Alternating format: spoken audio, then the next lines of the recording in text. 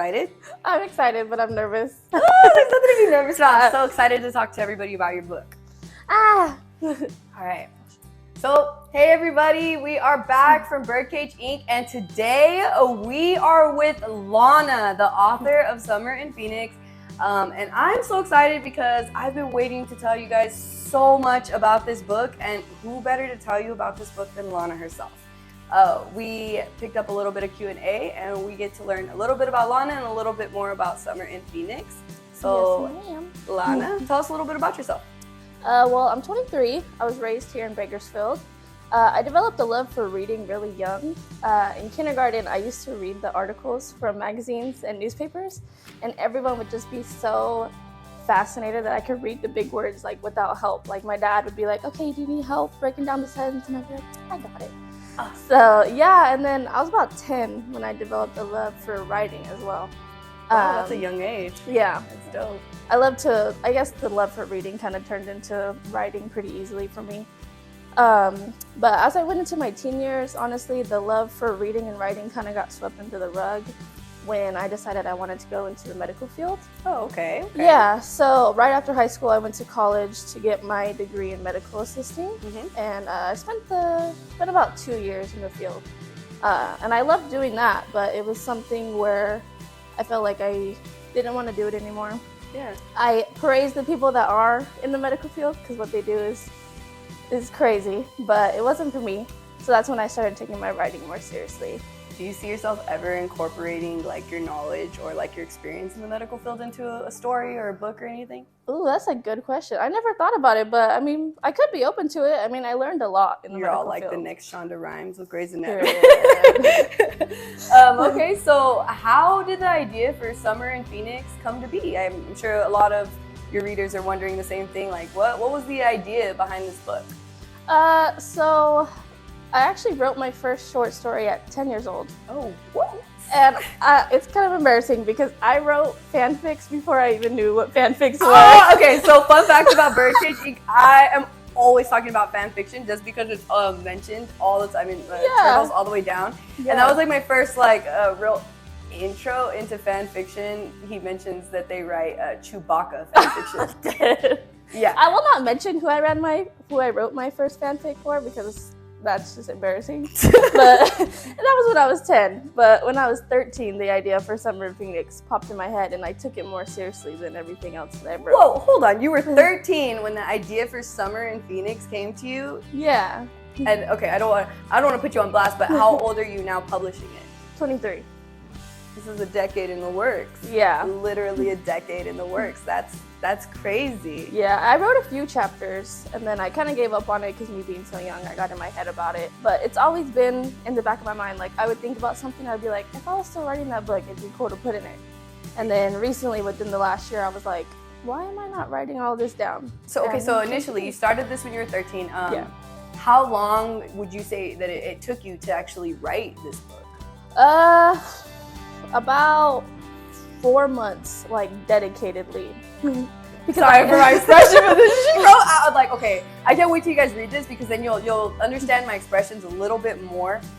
We're talking a 300-page book that was spit out in 4 months. Yeah, it's like I had all these images in my head already. You know, a decade in the making of images and scenes I had in my head already. So all I had to do was put those images in words. So it was pretty easy. Wow, I love that. I love that for you. So in your book, do you have a favorite character? I mean, obviously, I love them all for different reasons. I created them; they're my babies. But surprisingly, my favorite character to write was Kat, because it's weird because she was a last-minute addition actually, and I loved her. I love her so much, but just because she's so free-spirited and she doesn't care what other people think, and she's literally somebody who I aspire to be in real life. If you haven't read Summer in Phoenix, Kat is definitely the friend that you want or need in your life, for sure. I would say my favorite character had to be Elliot, just because of the way you portrayed him. I don't want to say like super dreamy dude, but just the care and attention that he gives to Emery is admirable. I agree. Very well written. I love it. Okay. So let me see here. What do we got? Ooh. I love this question. What was an early experience where you learned that language had power? I was talking to my sister. This is so embarrassing. It was when Twilight came out.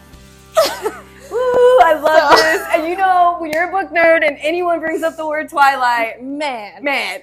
I would stay up all night under my covers with the flashlight finishing these books when I was in 5th grade. Mm-hmm. But it wasn't until the movies came out when I realized how big of an impact it was, because like all these strangers just come together for the love of these books. Absolutely. And it came from just Stephanie Meyer's thoughts. Like that was the first where I was like, whoa, like yeah. Words have power, man. Definitely. And like watching the movies and reading those books, I mean, the books are massive for one, but the detail that goes into them, not portrayed in the movies. I'm pretty sure every book nerd has said that before. For sure. But definitely give those books a shot. The detail in those is different. Hashtag Team Edward. I love that. So how did you pick the names of your characters? Because like as a writer, that's something I struggle with. I feel like oftentimes when I pick names for my characters, it's either like super basic or extremely far-fetched. And it doesn't feel like... There's no in-between. Yeah, there's no in-between. So for the side characters, I honestly just went with what was in my head, and I kind of started writing them and it felt right. But the main characters, Elliot and Emery, that was a process for sure. Me and my sister sat in my room for what felt like hours going through every single list of baby names on the internet. You pulled out the baby names list. Yeah, and I know that I wanted them both to start with E's. So she actually chose Emery and Elliot, and I chose the middle names. So, it just fit. Like I loved them. Like you don't really hear Emery a lot. No, especially as a girl name. I really that name really stuck with me. I loved it. And then Elliot, like even as a dude, I don't think in my lifetime I've ever come across anybody named Elliot. I've never met Elliot. So you're an Elliot out there.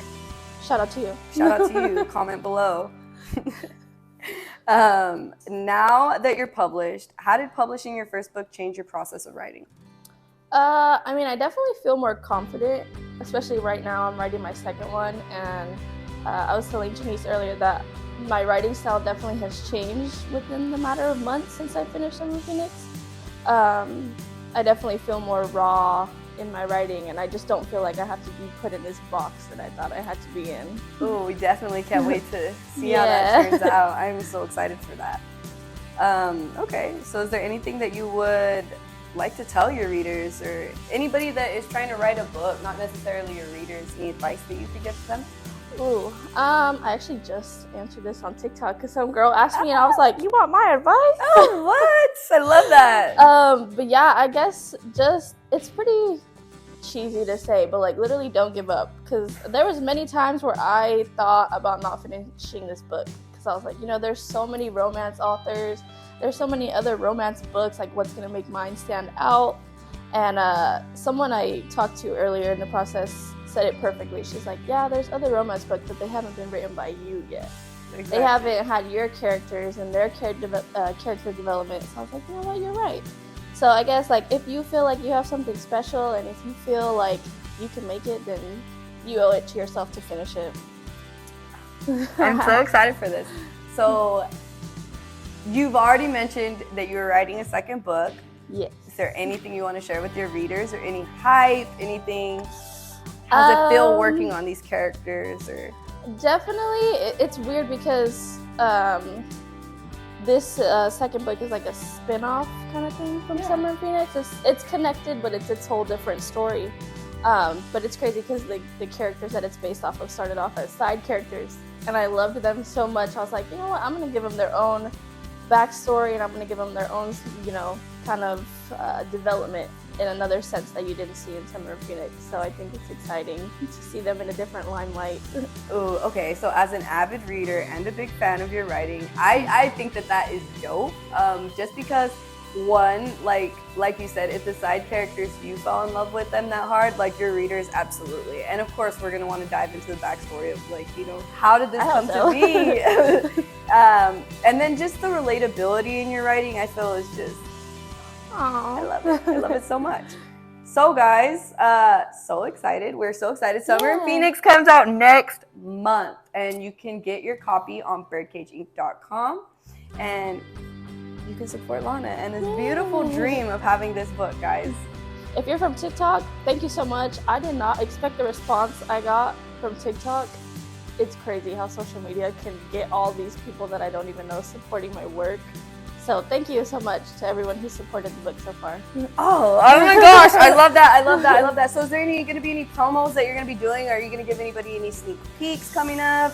I mean, I have done a little bit of sneak peeks on TikTok, not too much because obviously I want it to be a surprise, you know, the plot twist and all of that. So I'm not going to give away too much, but I do have a few videos in the works of giving a little bit of breadcrumbs for people. I'm so excited. I'm so excited. So guys, it looks like you have to follow Lana on TikTok for all the exclusive content. Besides what we're posting on Birdcage and of course our interviews with her on YouTube, if you just stumbled across this video, highly recommend following her on TikTok. We'll go ahead and put the link below. As always, it's been a pleasure talking to you. Like, subscribe, and follow. Hit Lana up. Bye, Summer in Phoenix, and stay reading. Bye, guys. Thank you.